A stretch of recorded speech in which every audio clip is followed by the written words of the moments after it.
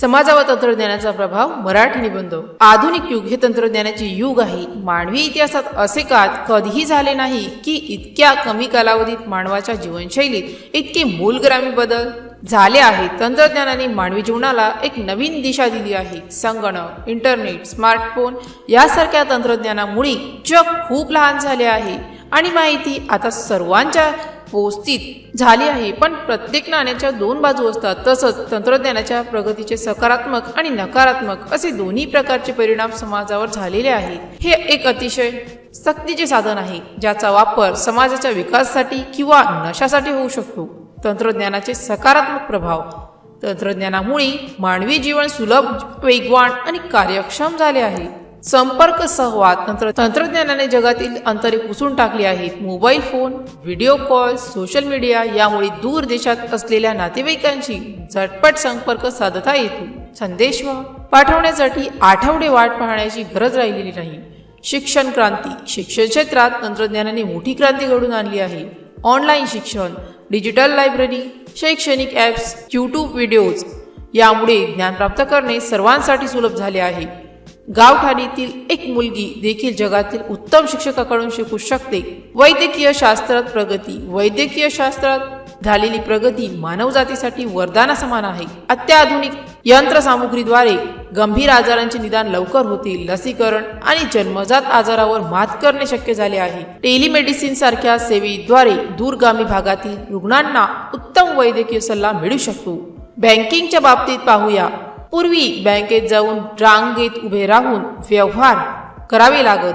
आज mobile banking आणि UPI यामुळे घर बसल्या पैसे पाठवता येतात, बिले भरता येतात. ई-कॉमर्स वेबसाईटमुळे जगभरातील उत्पादने आपल्या दारात येऊन पोहोचतात. आधुनिक शेती यंत्रे, ड्रीप सिंचन प्रणाली, मातीची गुणवत्ता तपासण्यासाठी सेन्सर, हवामान अंदाज यासारख्या तंत्रज्ञानामुळे शेतीची उत्पादकता वाढवणे शक्य झाले आहे. तंत्रज्ञानाचे नकारात्मक प्रभाव. तंत्रज्ञानाच्या दुरुपयोगामुळे किंवा अविवेकी वापरामुळे समाजात अनेक नवीन समस्याही निर्माण झाल्या आहेत. सामाजिक अलगाव.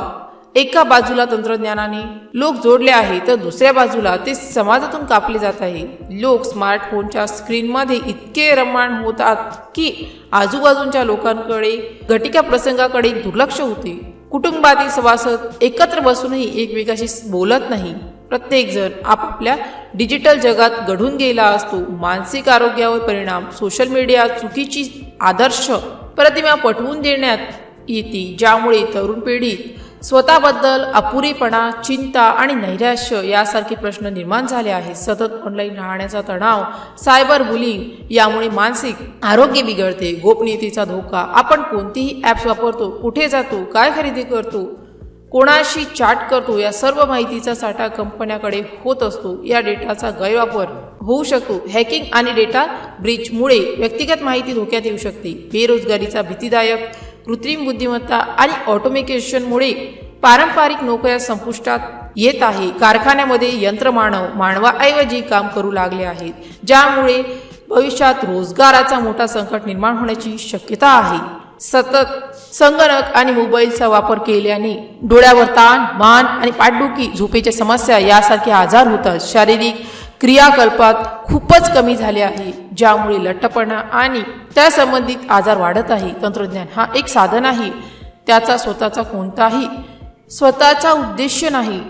ते चांगले आहे की वाईट आहे हे त्याच्या वापरावर अवलंबून आहे. आपण त्याचा वापर चांगल्या कामासाठी, ज्ञान वाढवण्यासाठी, समाजाचा विकास करण्यासाठी करू शकतो. पण जर तो केवळ मनोरंजन, वेळ घालवणे आणि इतरांची स्पर्धा करण्यासाठी वापरला तर त्याचे दुष्परिणाम भोगावे लागतील. तंत्रज्ञानाचा मालकीचा अहंकार सोडून आपण त्याला एक सेवक म्हणून वापरले पाहिजे. मुलांना लहानपणापासून जबाबदारीचे तंत्रज्ञान वापरण्याचे शिकवले पाहिजे. तंत्रज्ञान आणि मानवी मूल्ये यामध्ये एक तोल राखणे हे आधुनिक युगातील सर्वात मोठे आव्हान आहे. अंतिमतः तंत्रज्ञानाने मानवी जीवन सुखकर आणि सुलभ केले पाहिजे तर शिकवली पाहिजे. तंत्रज्ञान आणि मानवी मूल्ये यामध्ये एक तोल राखणे हे आधुनिक युगातील सर्वात मोठे आव्हान आहे. अंतिमतः तंत्रज्ञानाने मानवी जीवन सुखकर आणि सुलभ केले पाहिजे तर नैतिक मूल्ये, सामाजिक संपर्क आणि मानवतेचा त्याग करून नाही. तंत्रज्ञान हे साधन मनुष्याच्या हातात असले पाहिजे त्याच्या मनावर नाही. जर या पोस्टशी संबंधित काही गोंधळ असेल किंवा आपल्याला अशा कोणत्याही विषयाची माहिती हवी असेल तर कृपया खालील दिलेल्या कमेंट बॉक्सद्वारे आपले प्रश्न आम्हाला विचारू शकता. या पोस्टशी संबंधित आणखीन काही प्रश्न असतील आपण आम्हाला ते देखील सांगू शकता की आम्ही त्या समस्या नक्की सोडवू.